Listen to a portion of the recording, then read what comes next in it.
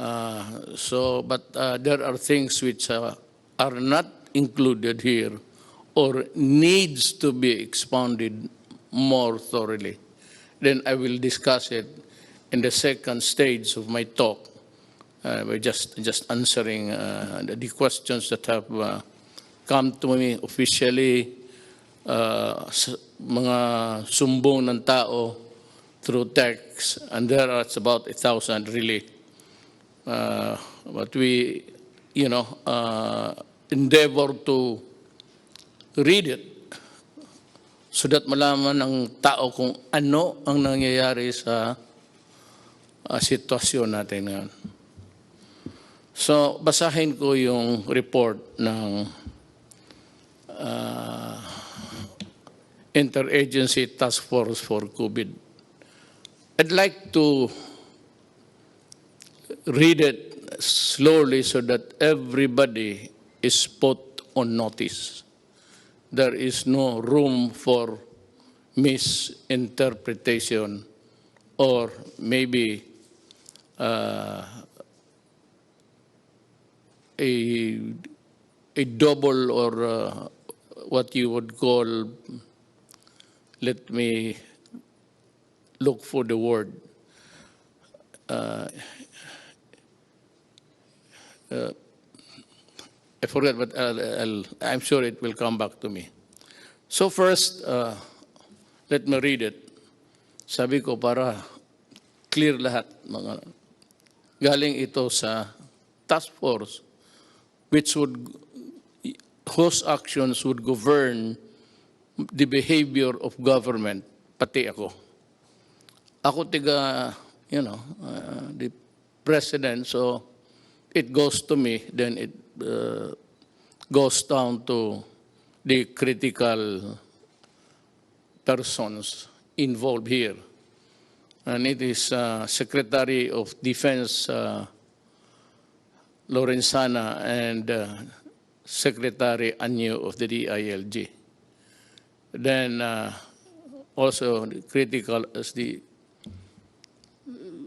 mga manager sa ating economy, pati yung nag-i-implement sa actual distribution. Binigay ko kay General Bautista. Retired na yan sila lahat. All civilians, but I have to have the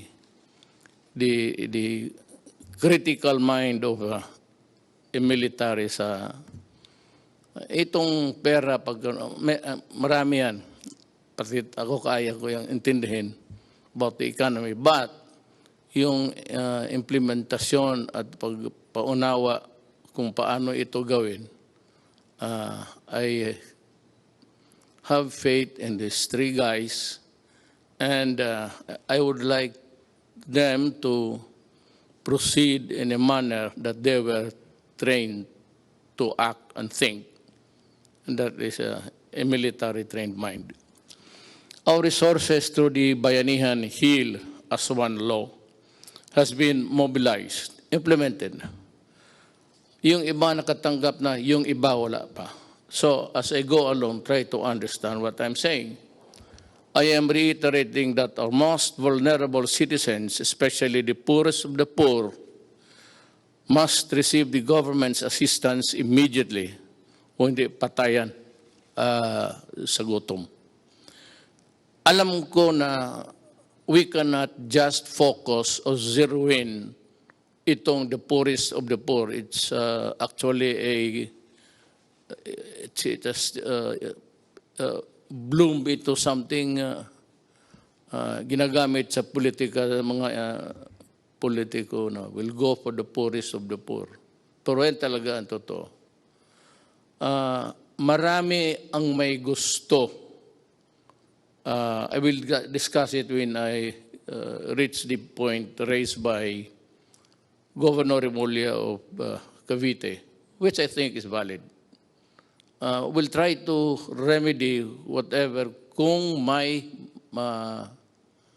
pulot pa tayo sa daan. The economy is not moving, stand still, So wala tayong kita. Ang ginagamit natin, ito na yung nireserba natin na pera. Ang pinagyayabang ko na may pera tayo, it's 300 billion.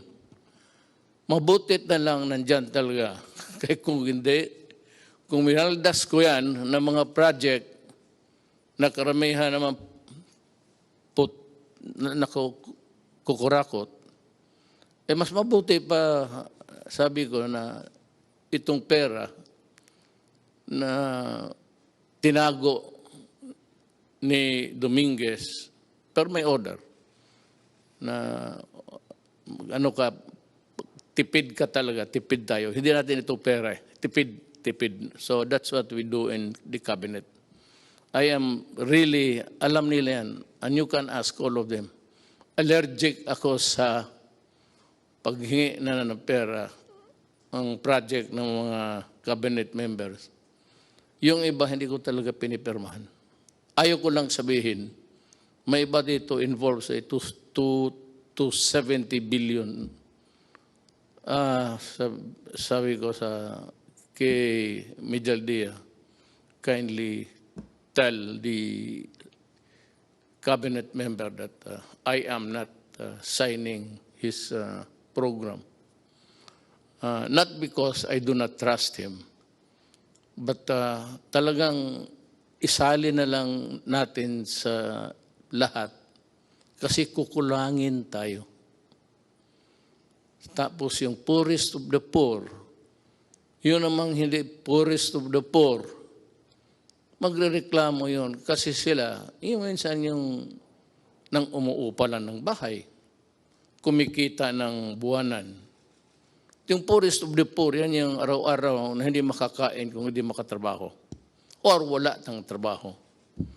Ito namang yung tawag natin na sa middle income, yung kanila, nakaupa lang ng bahay na medyo maganda sa subdivision, then may kunting pera sila para dideposito nila for the rainy days. Now, what is really very sad is that the rain has arrived. Yung save a penny for a rainy day, dumating sa ating generation. Hindi natin gusto yan. Ayaw kong magkulong ng tao. It gives me nightmares tingin, kaya pumayat.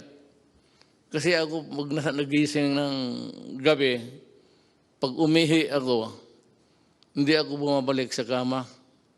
Diretso ako sa lounging chair at mag-isip na ako, maabutan ako ng daybreak, magtingin ako sa labas, sa bintana. Paano ko? Sa akin lahat maghiram o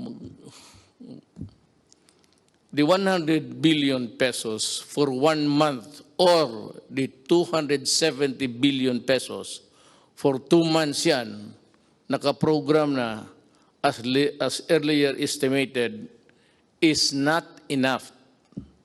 I'm calling on the Secretary of Finance to generate. Magnakaw ka, maghiram ka, walang pakialam, i-produce mo yung pera kasi pag naubos na ito,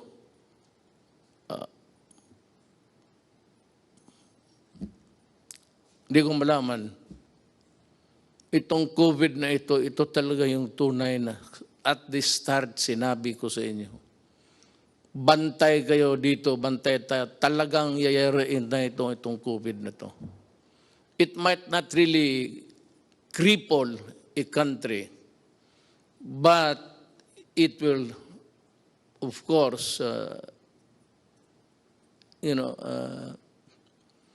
cause a sadness and fear kung paano tayo makaraos dito. We are exploring options to adjust our budget. Yung budget na yung yung earlier na budget, wala pa yung COVID. Sinabi ko, bawasan na lang yung iba or totally ilaglag mo na lang yung project na yan, iligay mo dito kasi ang unahin natin, ang tao, ang tiyan. Kasi pag wala nang kinakain, a human being can be violent. Especially makita niya yung mga anak niya wala nang kain, nag-iiyak siya, maghingi ng gobyerno, tapos wala na akong maibigay at maubos yung bigas natin. Parang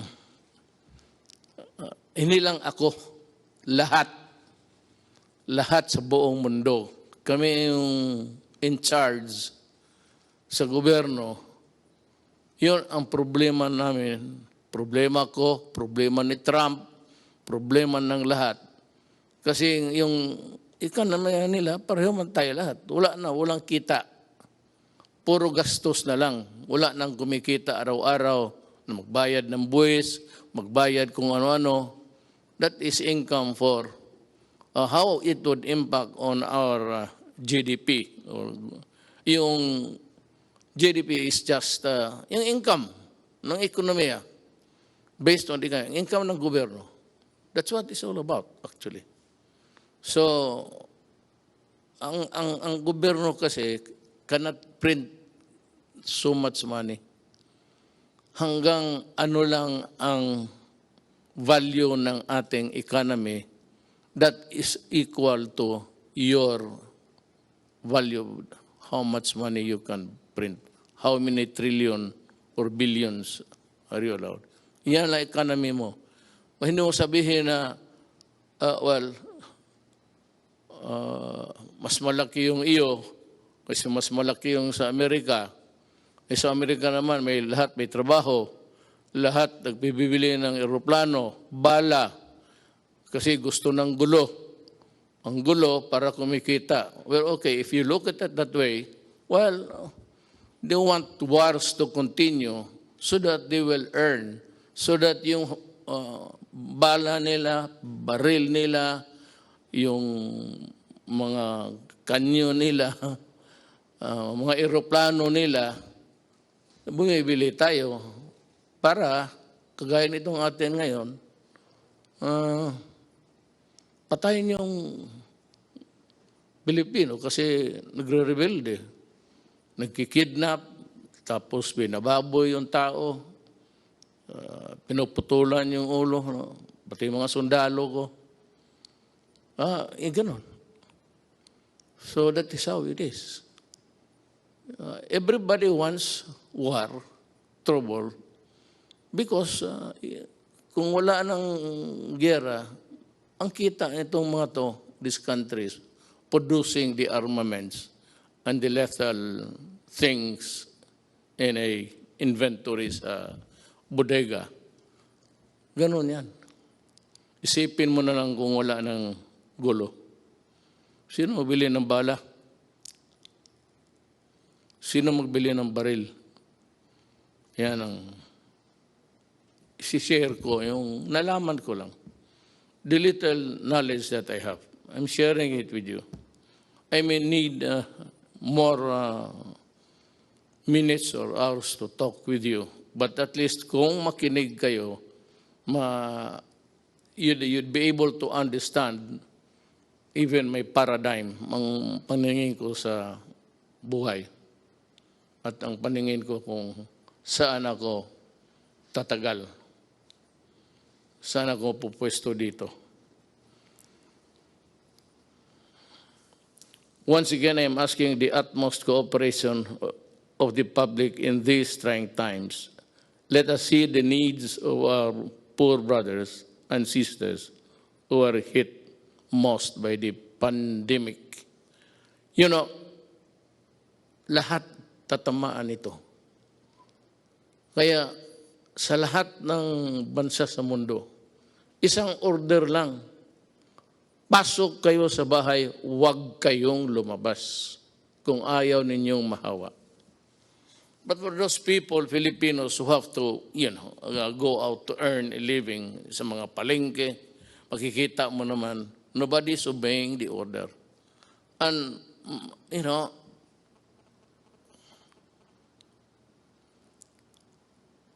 the devil and the deep blue sea ako eh. Paano, ibawal ko, huwag silang magtrabaho, lumabas. Hindi kakain yan. Mabutit na lang nga, hindi na humihingi sa iyo. Pero ngayon, kung talagang higpitan mo, which is really the advice of all governments, lahat ng gobyerno, ito ang sinasabi. Go inside your house and lock it and do not come out until the pandemic is over. When? I do not know. Ano ba itong, bakit ba itong gobyerno na to hindi niya ma-solve? Ikaw, Duterte, lahat naman ng bunganga mo, hindi matakot yung halos in order patay pati isda. Wala kang magawa nito, hindi mo matakot ang COVID ho is science. Period. The reason why we are ordering you inside the house is also science. Period. Hindi ito kalaban na galing sa it's a goddamn microbe that's crawling all over the world. Sa Amerika, marami na ang patay. Italy, ang France, in one day, or was it Italy? In one day, 500 ang patay. So it's a deadly thing. That is why, huwag kayong lumabas. Kasi, alam mo ito, it's in the air. I hope you were able to see the Japanese experts science paano mag-transmit. Kung kaharap ka lang ng ganun dito, less than 10 feet away, then I sneeze, mag-atching, mag-ubo ako. Tapos tinignan nila sa infrared, pinatayin lang yung ilaw, tapos tinignan nila at tapos naglagay sila ng dami. Pag makita natin, nakita ko this morning, early, paano lumilipad yung sumasama sa hangin. Kaya mag-mask kayo. Kasi pag nahigop mo yan, it's in the breath. Lahat naman tayo humihinga. Pag nandiyan ka, less than 10 feet, may hangin, dadalhin yung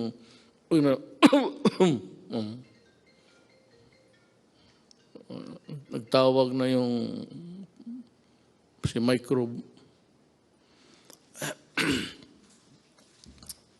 Yan ang explanation ko. Bakit? Wala tayong panalo dito. Hindi ito. Kung mabaril lang ito, wala. Natapos na ito. Bigay ko lang sa isang kumpanya na sundalo. Dito, sa likod, maraming sundalo dyan. Hindi, tapos na sana ito. Pati sundalo nito. Kaya nakaawa ako sa mga sundalo at mga pulis. I hope that you understand. Kaya that was the reason why. Nagkatotoo prophetic. Dinubli ko yung sweldo nila. At maraming pumalag. Teachers and all, bakit inuna ko? Sabi ko, Yung mga pulis pati yung military, utusan yan ang buhay ng bayan. Pag may sunog ang pulis, pag may gulo ang military, pwede silang mamatay. Kaya nga ako, umiinit yung ulo ko. Pag sinabi ng mga, pinuputol yung sabi ko, I said I was laying down the predicate. Alam mo yung mga tao talaga, yung mga opisyal, mga former generals pa, ikakat nilang paglumaban at ang buhay ng pulis or military nasa alanganin, bumaril kayo at sa ulo mo, kundi aabutan ka. And the classic example was yung sa Caloocan. I think it was about 2 months ago. Right? Or was it last year? Yeah. Nilapitan niya yung adik. May dalang knife. Lumapit ang pulis. Lumapit rin, lumaban. Naunahan pa ang pulis na saksak, patay. Ayaw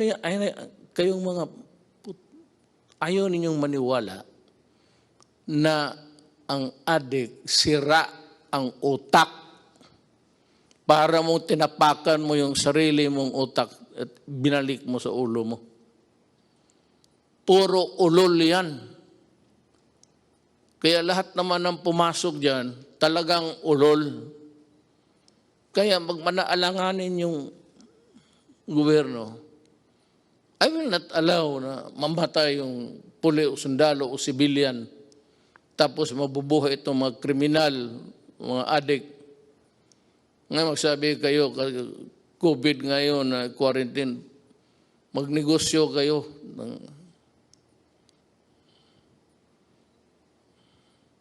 Wala nang malagyan eh. Nandiyan naman yung Manila Bay, tapon mo lang. Tataba pang isda dyan. Totoo lang. At sasarap. Sinabi ko na sa inyo, huwag. No, ngayon, it's a thing which is, I said, rampaging all throughout our country. And every country for that matter. Huwag ninyong subukan ang gobyerno kasi pati ang gobyerno desperado na. Ako desperado na rin. Sabi ko nga, nakatutok ako sa bintana. Makita ko na lang. Kaya may tulog ako. Kanina nagising ako mga 3 plus. Pag 2 beses ako before getting to bed, and once, talagang mag-ihi ako 1 beses. Umaga. Yung gabi, magising ako. Nakatutok ako sa madilim na langit. Well, it's a private thing, but nagdadasal ako.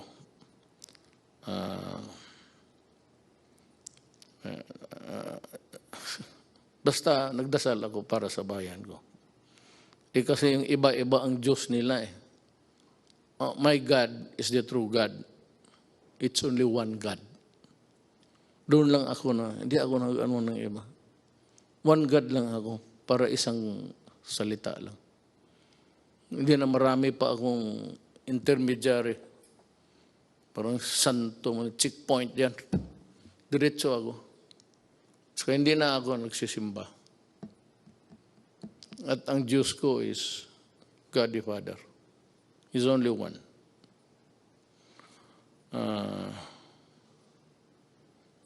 To my fellow, to my brothers and sisters, especially those who have more in life, baka makatulong kayo sa extent ng financial assistance. Kung hindi mo na masyado kailangan at alam mo na may minagugutom, bigay mo na lang para hanggang maubos ang may border yan eh.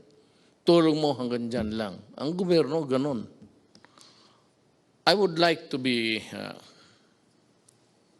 honest. Ang 100 billion pesos per month, 300 yun. So, ang 100 billion pesos budget or 270 billion pesos for 2 months as they are estimated. Hindi talaga tatagal yan. It's like water, spring. Ewan ko itong Pasig River, how long it would. But long after wala na tayo, siguro yung Pasig nandyan pa yan. Pero hindi yan kagaya ng ating gobyerno na walang katapusan ang pera. Your money, money ko, money ng mga sinong may deposito sa bangko. Pag ginastos ko yan, mauubos talaga yan. Wala namang kita puro bigay na lang. So that is a problem. Kaya sana, Bisaya pa, dili na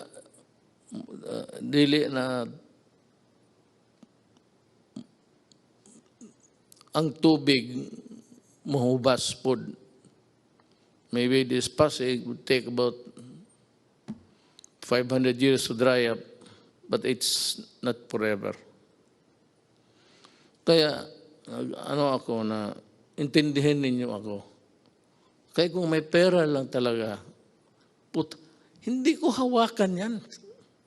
It is not my money. Hindi ko naman pwede manakaw. At kung manakaw ko lahat, anong gagawin ko sa pera na yan? Ang edad ko, just turned 75 last month. With the remaining years, anuhin ko yan. May I ask itong, sige na, corruption, walang, ngayon itong mga nagpa-posturing, may sabihin ka, ang sentence mo, pulis yan ang sabihin lang na, bawal yung magpatay ang pulis. Nasira tuloy kung ano at bakit ka pwedeng patayin.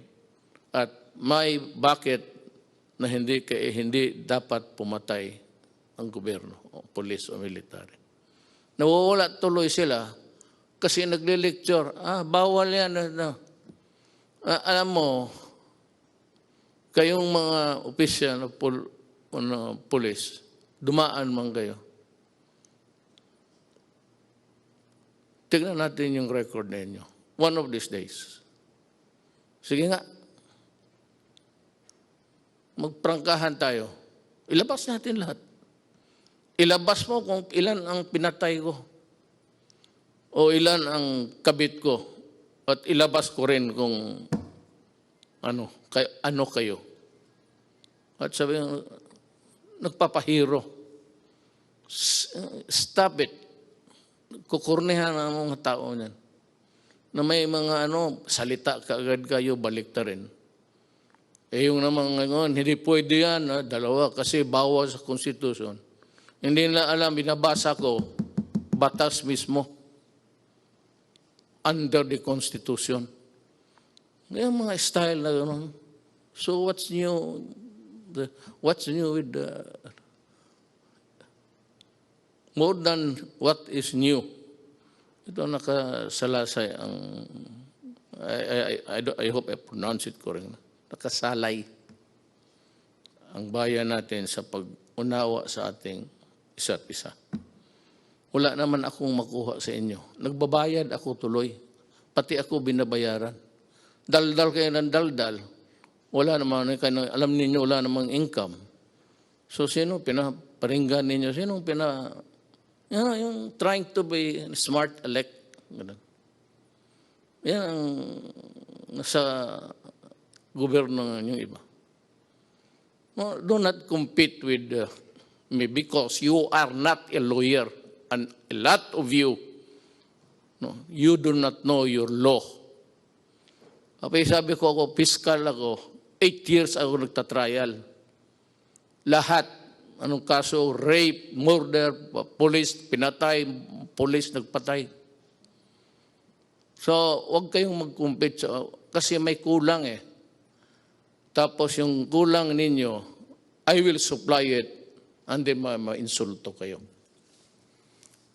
So next time, look for a valid issue. Kung yung, basta may sinabi ka, lalo na yung favorite na extrajudicial death, lukso ka agad, maraming magsalita. Para lang makasalita. Wala namang ginagawa. At hindi naman nagawa. Nung nandoon kayo. You know?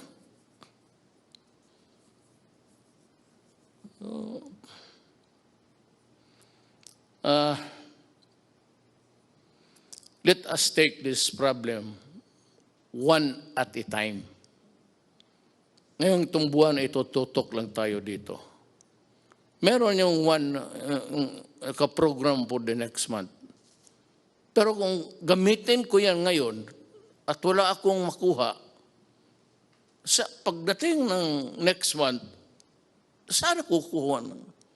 Sabihin ng Kongreso, binigyan ka na nga namin ng bilyon-bilyon.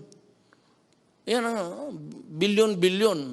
Ang ginastos ko naman, sabi ko, at yung mga tao na humahawak yan,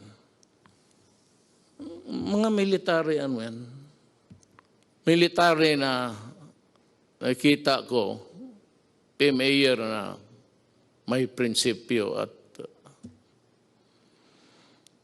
so, buwan-buwan lang tayo, ha? We are also trying to perfect this. Kung gusto lang natin, pero ang buhay kasi ganun. Gusto ko bigyan yung poorest of the poor, which is the popular cliche o politician. Nandiyan kami sa inyo ka poorest of the poor. Patignan mo kung nandiyan na sa pwesto. Poorest of the poor. Kayong panahon nila, nakita naman ninyo. Anong ginawa? Anong ginawa nila? No? Nasa gobyerno, itong madadaldal, nasa gobyerno nakita mo. O nagsuporta ng gobyerno na yun. Tingnan mo. Ngayon tapos, may marinig ka na ano dito, nagpapaiwan man na House Duterte, patayin si Duterte. Pato ito si, narinig, mabutit na lang nandyan si Attorney Pamatong. Sabi niya, dyan sa Facebook ba yan? He declared himself that I am the duly elected President of the Republic of the Philippines and I am ordering the military to arrest Duterte and to, sabi ko, tinanong ako ng staff dyan paglas, anong masabi mo sa sinabi ni Pamatong? Sabi ko, tama siya.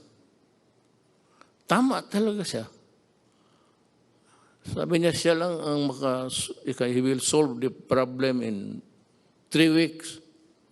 Sabi niya, ang military, kailangan arestuhin because nandito ako ready to solve the pandemic that has struck the entire planet Earth and he will solve the problem. Tama. Kung gano'n na siya, tama, I agree. Kung magpunta siya dito, mag-usap kami. Kung ang solusyon niya okay, then sabihin mo sa military na, Padre, tama si Amatong. Alis na ako.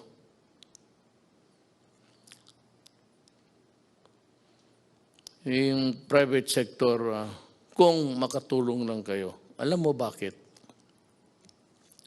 Hindi yung private sector na yung buwanan lang rin ang sweldo pero may bahay, either financing o umuupa sa category, unfairly though, middle class na yun sila. So sila, sinulatan ako ni Governor John Vic Remulla. He said, among the memo dumating sa akin is, ang humingi nito, among them is Governor John Vic Remulla, who is appealing to include the middle class in their constituency because kailangan rin nila. Ako, I agree. I know the political, economic horizon of the country. At least, nung akin lang, yung maliit kong sabi ko, hindi ako nagyayabang, maliit lang yung akin, how I deal with the problem. Alam ko, at kung maari lang, isali ko sila. But can they be included in the 270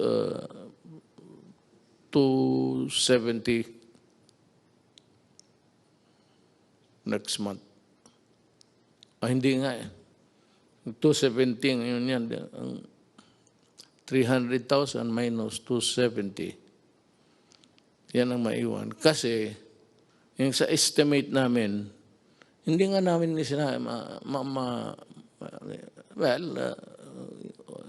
yung ilan ba dito talaga yung middle class na, at yung middle class na floating lang, andun dyan lang. May, just making what's tapos to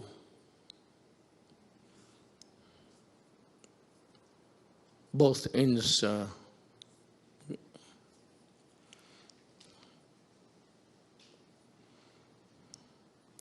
Alam mo, ang sagot ko kasi dito, sagutin ko na lang. Ang solusyon nito is vaccine. Walang iba. Unless and until the bright boys, the scientific minds can come up with a vaccine or a previous, sabi nila yung sa malaria. I remember yung tatay ko. May tinamaan ng malaria yun eh. Panahon ng gera. Kita ko siya yung mag-shake. Para talagang parang addict. Ano yung anti-malaria, I remember. But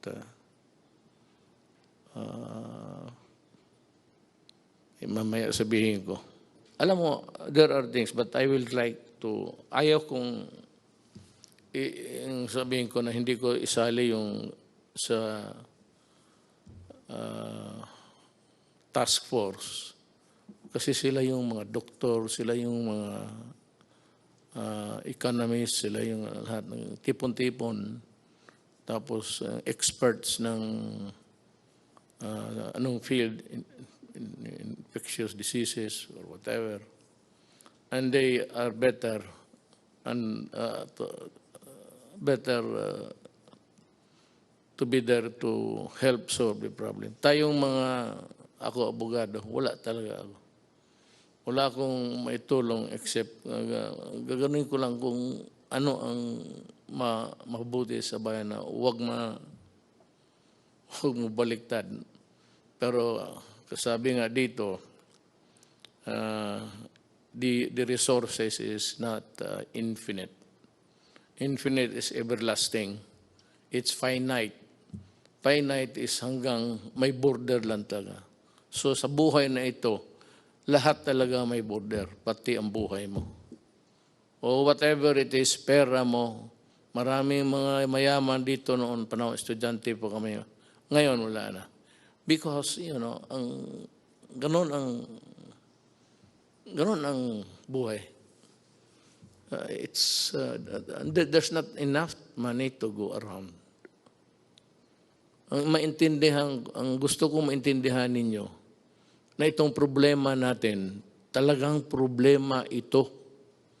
Kung ayaw ninyong maniwala, edi kayo, basta ang pangkontra nito is stay home at huwag kang mahawaan because it's in the air. Nandyan sa hangin eh. Pero hindi niya magtagal yung mga virus sa labas, sa init. Pero nagkukontaminate yan madalas yung itong sana mapanood ninyo yung experiment ng ginawa ng mga Japanese doctor. At pinalabas doon sa Amerika. Ang Amerika talaga ang nawalop. Maraming patay sa Italy, Spain, France, pati Amerika. Ngayon, bumaba ang patay nila.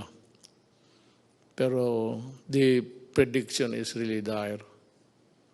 For as long as there is no vaccine or any medicine that this men of science can think of to put an end to it, we will suffer. Hindi ko alam kung kailan kayo, sabihan ko sa inyo, bahay lang kayo.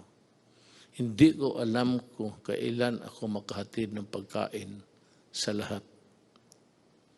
Hindi ko alam kung saan ako magkuha ng pera.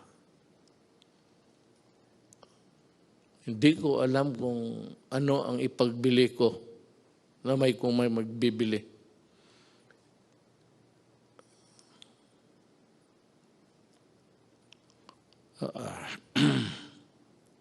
So just stay alert. Makinig tayo sa, hindi ito trabaho ng abogado ha. Trabaho ito ng mga medical experts pati men of science. Hindi, kami, I just happened to be here. I just happened to be here. To my chagrin, maybe. Bakit sa panahon ko tumama itong mas matindi ito sa gira. Walang kalaban eh, hindi mo makita. Kakita mo pati lahat, pati Taliban, takot sila.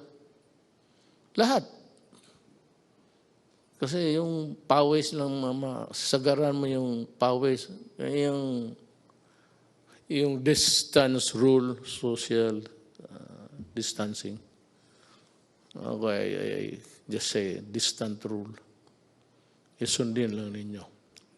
Kung hindi ninyo masunod, well, I would say na hindi naman kasiguro kayo mamamatay. I hope not. I hope that you will not get sick. I hope that you will not die. Alam mo bakit kung mamatay ka? Sabihin ko sa iyo, galing hospital o saan ka clinic, your body can only be handled by people who are fully protected. Hindi ka na makahawak kung sino yung namatay.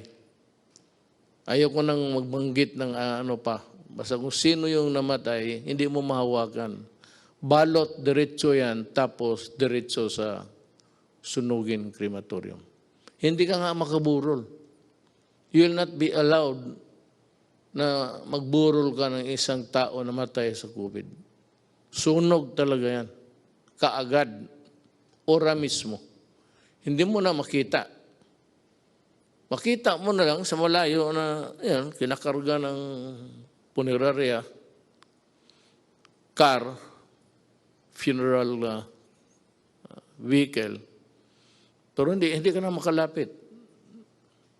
Baski mayaman o mahirap.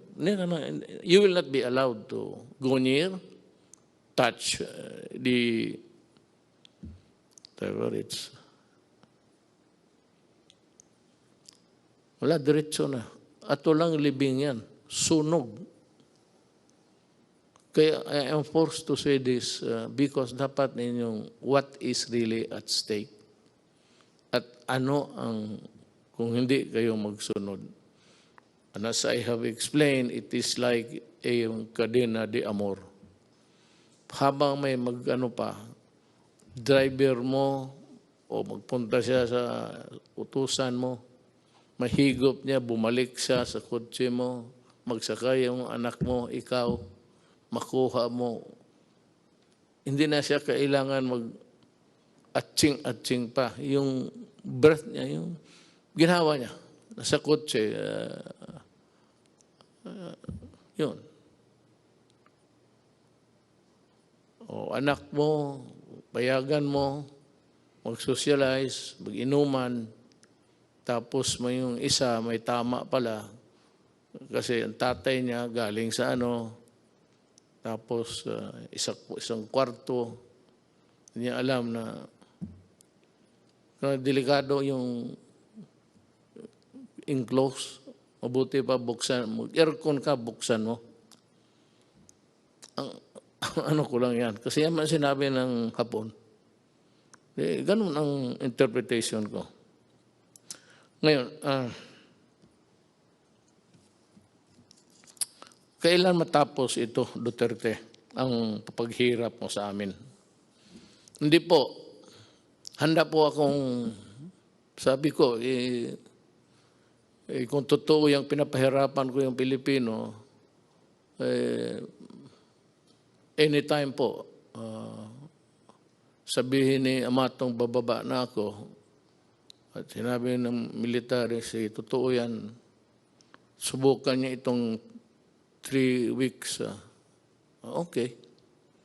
Wala naman akong dyan para makatipid tayo sa bagay, wala ng burol yan. Hindi yan yung patay mo na tatay, nanay, anak, asawa, na iburol na mag-iyak ka para magbisita. Hindi mo nga makita hanggang distansya ka lang. Hindi ka maglapit. Parang robot yung dyan lahat sila lang pwedeng humawak, sila lang pwedeng magpasok doon sa burner ng katawan. Sila lang. Ikaw, tingin ka sa malayo. Yan ang consequence ng COVID. Ayaw kong sabihin yan. Pag yan ang totoo. At kung maniwala kayo o hindi, kung ayaw mong maniwala, di magpakamatay ka, makita mo kung saan ka dalhin at papaano ka. You are not even buried. Because you are a dirty carcass, patay, you must be destroyed by burning. Dahil sa COVID, the one single sa atin, COVID. Lahat yan. Yung problema natin sa COVID. Ang anong solusyon? Huwag kang mahawa. Paano po? Huwag kang lumabas ng bahay. Paano ang kain namin? Maghanap ka ng paraan. Pero mag-ano ka lang, basta may mask ka lang. Kaya sinasabi, ako hindi, yung mask na, hindi naman ako magsasalita dito na parang gangster. Paano ko sabihin sa inyo, ito mo itong to. Matapang daw raw, kaya niya yung COVID. Magipag-usap sa atin. Hindi, risk ko na yan.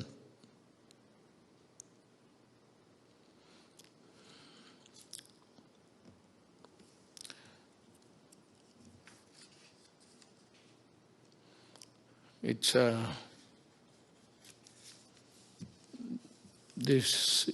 this being the Holy Week, I am calling on the nation to come together this Holy Wednesday afternoon and pay tribute to the indomitable spirit of the Filipino and unite in one prayer to God to fight our common enemy. May dagdag, nag-improve ba tayo? I really do not know. How many died today? I have no, hindi ko alam kasi per ora yan eh. Pero sana,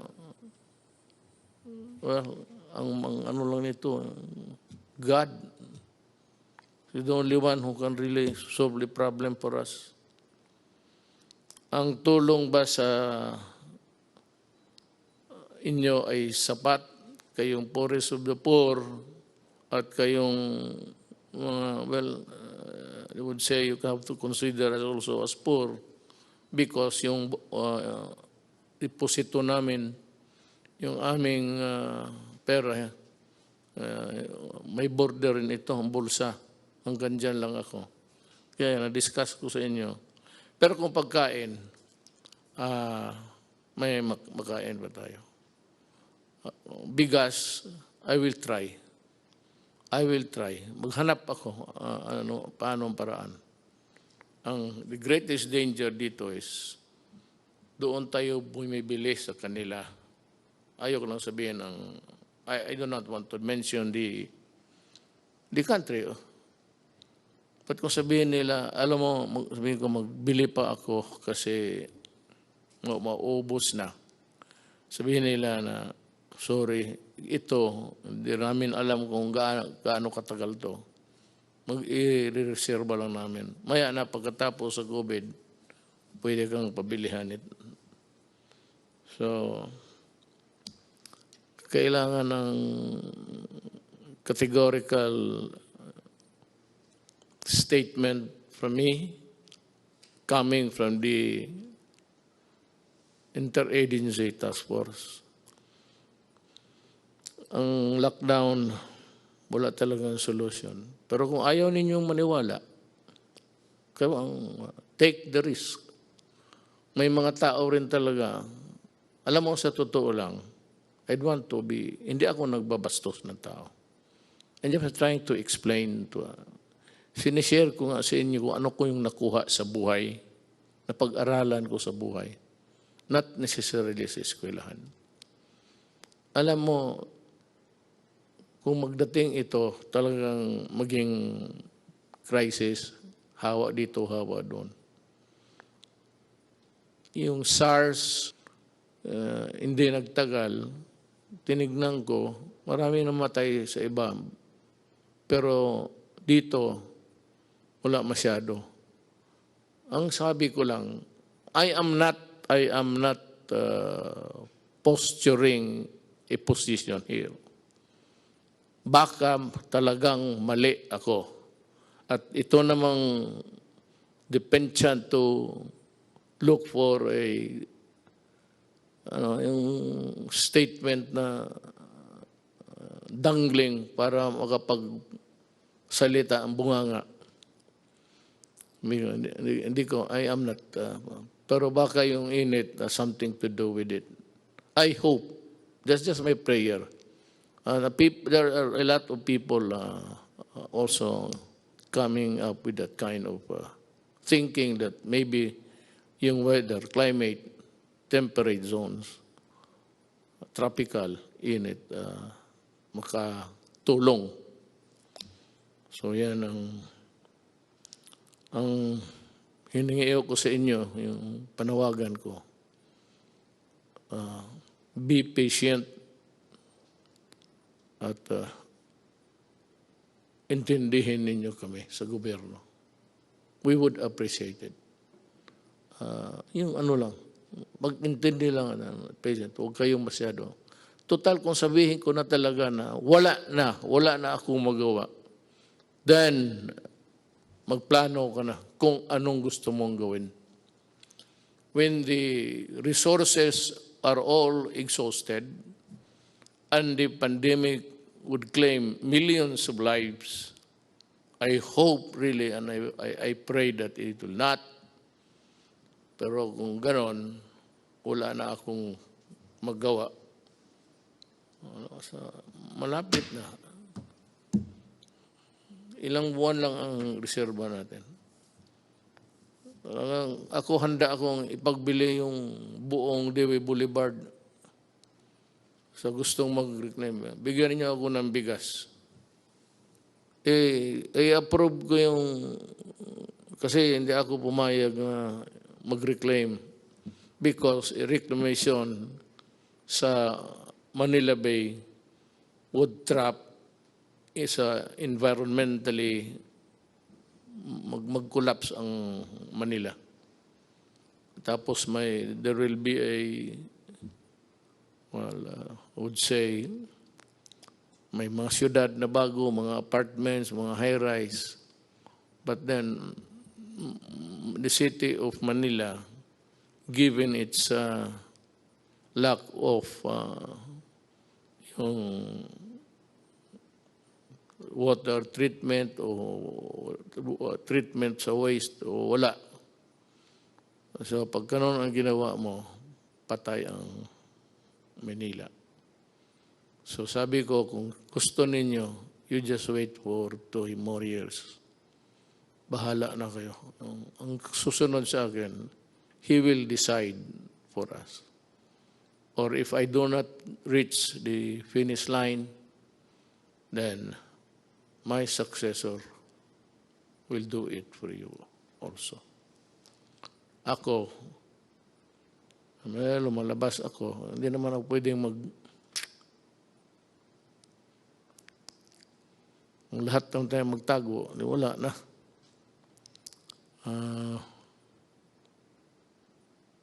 I have also to magsusugal rin ako. If you really want to know, we have discussed it actually, even before this. We are inclined to extend the lockdown up to April 30. Tignan natin after that. In the meantime, magdo-double time kami doon sa tinatawag ninyong middle class. How is it defined or arrive at correctly? We will talk about this. May I address myself to the people who have the money now to help, pati yung mga employers. Alam mo, tulungan ninyo ang gobyerno, ang bayan natin. Kasi pag bumagsak ang gobyerno, bagsak kayong lahat. Sabi ko nga, I end this with a prayer. Yun, gusto ko lang masabi rin ang ano nga sa utak ko para maintindihan rin niyo ako. At sana next time I would talk to you, baka mag-improve na ang situation.